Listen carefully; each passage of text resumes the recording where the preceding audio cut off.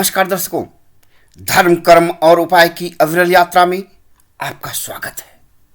दर्शकों, आज हम जानेंगे कर्कोटक काल सर्प दोष के विषय में। जानेंगे क्या होता है इसका प्रभाव, जीवन के किस क्षेत्र को प्रभावित करता है कर्कोटक काल सर्प दोष, क्या है इसके लक्षण, प्रभाव और जानेंगे अचूक उपाय जिनको करके हम अपने जीवन को सुखद बना सकते हैं और साथ ही जीवन में शुभता का प्रवाह तेज कर सकते हैं।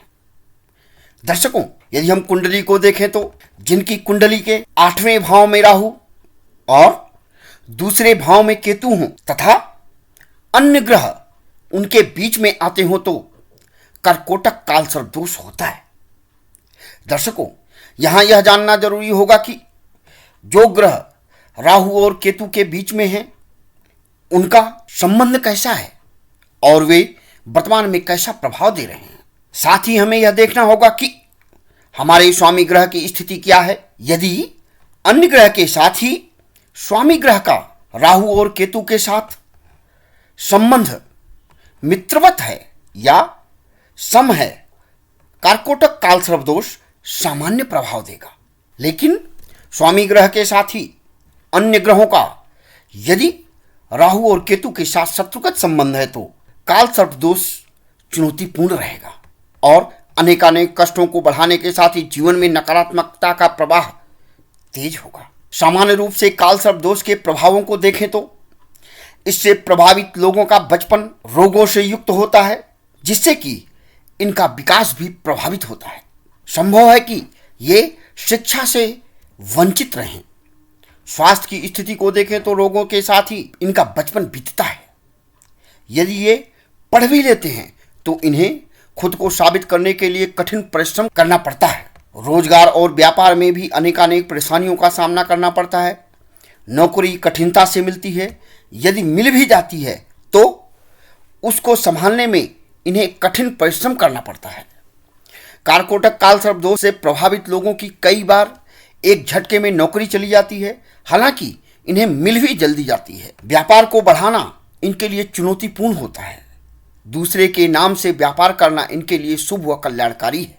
दर्शकों, कर्कोटक काल सर्प दोष के प्रभाव को शुभ व सकारात्मक बनाने के लिए किए जाने वाले उपायों को देखें तो इन्हें किसी ऐसे महादेव के मंदिर में शिव पूजन करना चाहिए जिस शिवलिंग पर चांदी लगा हुआ हो या शिवलिंग के ऊपर नाग चांदी का हो। यदि यह संभव ना हो तो घर में ही पीली मिट्टी में हल्दी व शहद मिलाकर महाकालेश्वर शिवलिंग या 12 ज्योतिर्लिंग बनाकर उसके पास ही चांदी के 2 जोड़े नाग नागिन को रखें। हल्दी के लेप व शहद युक्त दूध से अभिषेक करने के साथ ही घी का दीपक जलाकर महामृत्युंजय मंत्र का जाप करें।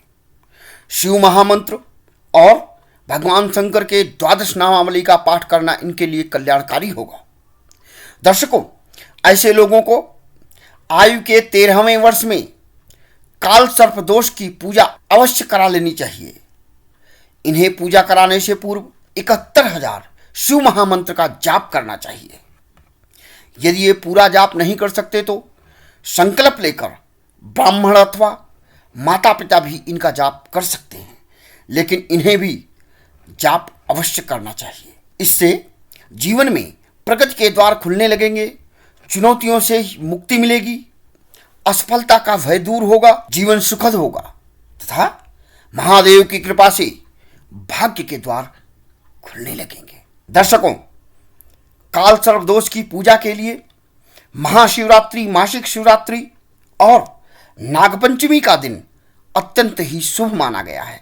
इससे आपके जीवन में सुख समृद्धि की वृद्धि होगी, सात्विकता पवित्रता के साथ ही प्रगति के मार्ग खुलने लगेंगे। दर्शकों, कल हम जानेंगे शंखचूर्ण काल सर्प दोष के विषय में, जानेंगे इसकी महिमा। साथ में हम जानेंगे कि जीवन के किस क्षेत्र को प्रभावित करता है शंखचूर्ण काल सर्प दोष। साथ में हम जानेंगे इसके प्रभाव, लक्षण और पौराणिक व ज्योतिषीय उपायों के विषय में। तो दर्शकों, कर्कोटक काल सर्प दोष के विषय में आज की जानकारी आपको कैसी लगी? कमेंट बॉक्स में अवश्य लिखें। यदि कोई सलाह व जानकारी लेना चाहते हैं तो अवश्य संपर्क करें। हर दिन की नई नई जानकारी व धर्मशास्त्र के जीवनोपयोगी गुण रहस्यों को जानने के लिए हमारे साथ सदैव बने रहें। हमारे चैनल को सब्सक्राइब करें, शेयर करें और अपने अपनों को जोड़ें। आपका कल्याण हो। देवादिदेव महादेव की कृपा आप पर सदैव बनी रहे। ओम नमः शिवाय।